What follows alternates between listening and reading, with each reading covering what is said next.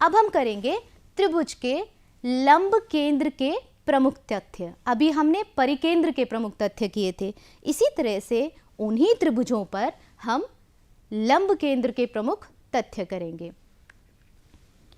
बच्चों, एक त्रिभुज के शीर्ष लंब संगामी होते हैं, ये तो आपको पता है।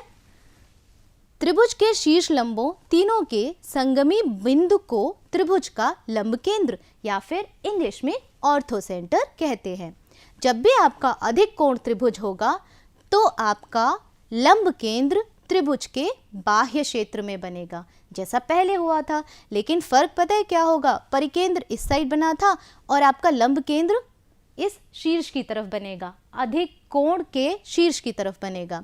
न्यून कोण त्रिभुज में आपका लंब केंद्र त्रिभुज के अंत क्षेत्र में होता है और समकोण त्रिभुज में आपका लंब केंद्र त्रिभुज के समकोण शीर्ष पर होता है।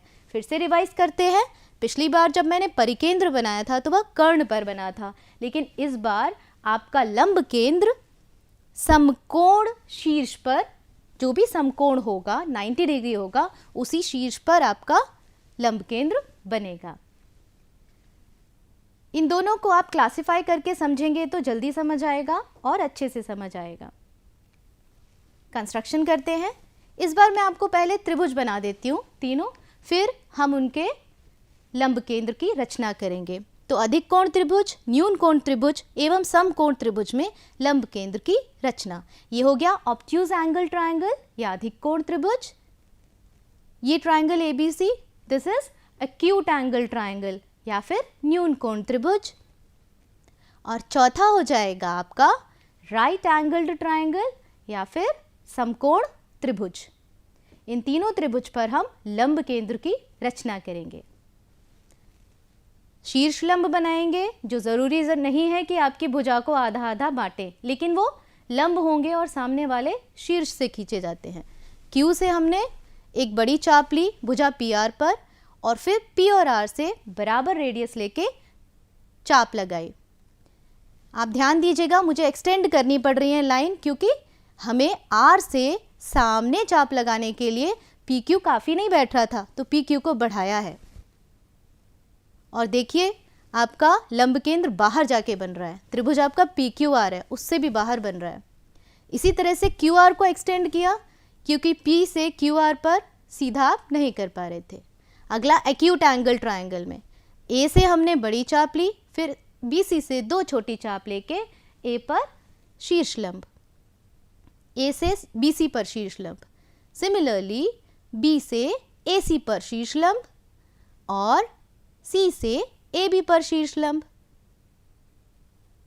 तो बच्चों संगमन बिंदु कहाँ हुआ? अंदर एक्यूट एंगल्ड में और ऑब्ट्यूज में बाहर। अब हम बात करेंगे राइट एंगल्ड ट्रायंगल में। ठीक उसी तरह से हमने इसमें भी चाप खींचकर शीर्ष लंब बनाए। यहां भी हमने थोड़ी सी एक्सटेंड की है साइड्स समझाने के लिए, और ये आपका कोण के ऊपर बनता है। अब बच्चों केंद्रक के बारे में कुछ और मुख्य तथ्य हैं। केंद्रक क्या होता है? मीडियन से बनने वाला। फर्क ध्यान रखना, चार चीजें सीखी हम लोगों ने। अब केंद्रक के मुख्य तथ्य में इंपॉर्टेंट फैक्ट्स अबाउट सेंट्रॉइड, ये आपका एक्सरसाइज नंबर 5I के लिए इंपॉर्टेंट है, जो कि पेज नंबर 127 पे है। त्रिभुज की माध्यिकाएं संगामी होती हैं, कॉन्करेंट होती हैं, ये हम कर चुके हैं। पिछले वाले पार्ट में मैंने आपको कराया था। वह बिंदु जिस पर त्रिभुज की तीनों माध्यिकाएं मिलती हैं, माध्यिकाओं का संगमन बिंदु या त्रिभुज का केंद्रक या सेंट्रॉइड कहलाता है।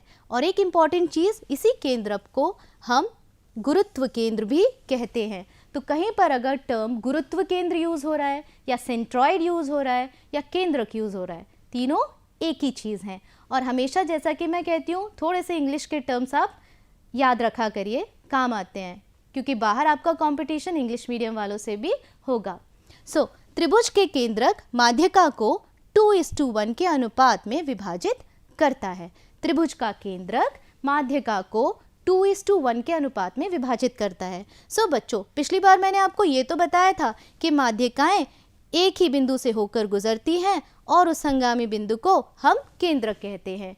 अब जो नया हम कर रहे हैं, यही जो केंद्रक बिंदु है, यह आपकी हर माध्यिका को 2:1 के अनुपात में बांटता है।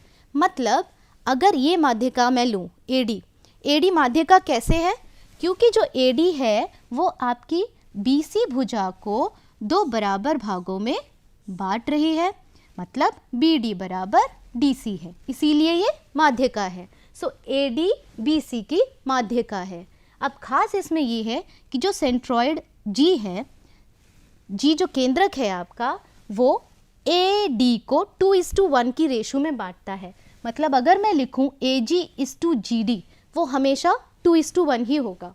और दूसरी जो माध्यिकाएं अगर हम लें BG:GE भी 2:1 होगा, और इधर ये बड़ा इधर से है ना, सो CG:FG भी 2:1 होगा।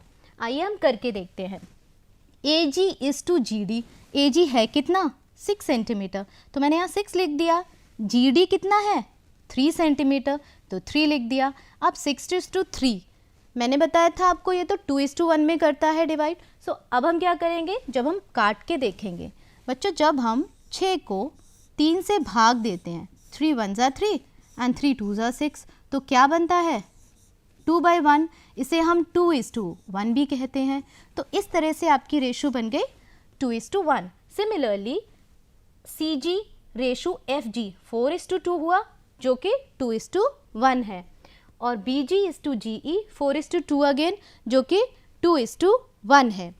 सो बच्चों, इस तरह से आपकी माध्यिका जिस बिंदु पर तीनों माध्यिकाएं मिलती हैं, जिसे हम केंद्रक कहते हैं, वह केंद्रक आपकी हर माध्यिका को 2:1 रेशो में बांटता है। जब आप अभ्यास 5I करेंगे तो ये इंपॉर्टेंट चीज़ आपके काम आएगी।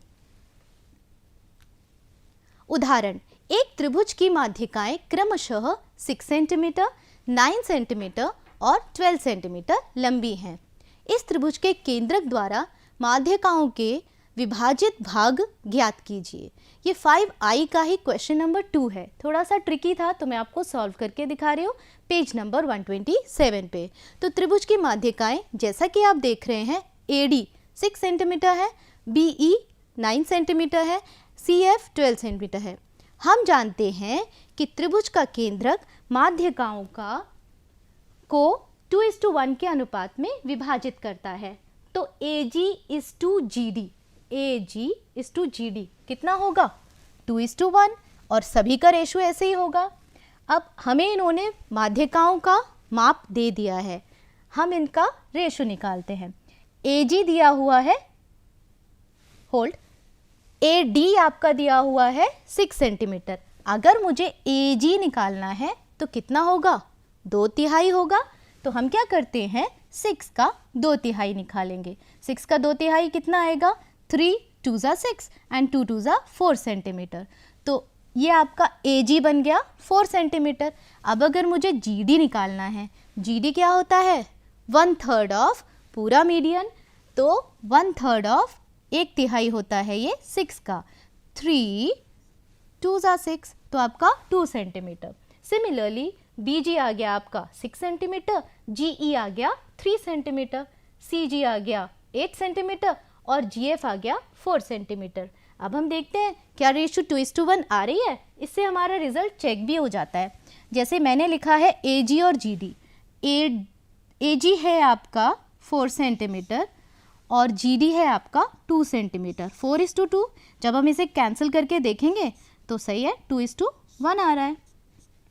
ठीक है, तो ये ठीक है। अगला BG:GE चेक करते हैं। 6:3, 3 1 जा 3, 3 2 जा 6, ठीक है, ये भी आपका 2:1 आ रहा है। नेक्स्ट 8 सेंटीमीटर और 4 सेंटीमीटर, ये हो गया 8:4। Again this is equal to 2:1। जो रेशो है, ये जो 2 डॉट है उसको इज टू कहते हैं और अनुपात कहते हैं। सो स्टूडेंट्स, आपने देखा कि तीनों ही माध्यिकाओं को हमने सही देखकर, सही विभाजित करके, सही अनुपात में मापकर और उनके जो भाग हैं, पार्ट्स हैं, उन्हें कैलकुलेट किया है। अगला हम करेंगे त्रिभुज के अंतः केंद्र के प्रमुख तथ्य, important facts about in centre. इसमें बस छोटी सी बात है कि ये हमेशा याद रखिएगा, हम हमेशा सेंटर को, केंद्र को ओ से डिनोट करते हैं, लेकिन जब भी हम इन सेंटर की बात करेंगे तो हम उस केंद्र को आई से डिनोट करते हैं। तो आई अंतः केंद्र है, इन सेंटर है, और आई डी ये आपकी त्रिज्या हो जाएगी जिससे आप गोला खींचेंगे। जैसा मैंने आपको बताया था, इन सेंटर त्रिभुज के अंदर गोला खींचने के लिए आपके उसी गोले का सेंटर होता है, उसी वृत्त का सेंटर होता है। सो आई डी त्रिज्या वाले वृत्त भुजा ए बी बी सी सी ए तीनों को स्पर्श करता है। आपकी इन भुजाओं को सही डॉट्स पर स्पर्श करता है ये वृत्त। अच्छा, वृत्त बोलना है, गोला नहीं बोलना है। सो ये हो गया आपके इन सेंटर के बारे में इंपॉर्टेंट फैक्ट। लंब समद्विभाजक और लंब या शीर्ष लंब में क्या अंतर है, बताइए, सोचो सोचो। तो बच्चों उत्तर है, लंब समद्विभाजक त्रिभुज की भुजा पर समकोण होता है एवं भुजाओं को दो बराबर भागों में बांटता है, लेकिन जो शीर्ष लंब है किसी शीर्ष से उसके समक्ष भुजा पर समकोण तो होता है, लेकिन आवश्यक नहीं है कि वह उस भुजा को बराबर दो भागों में बांटता हो।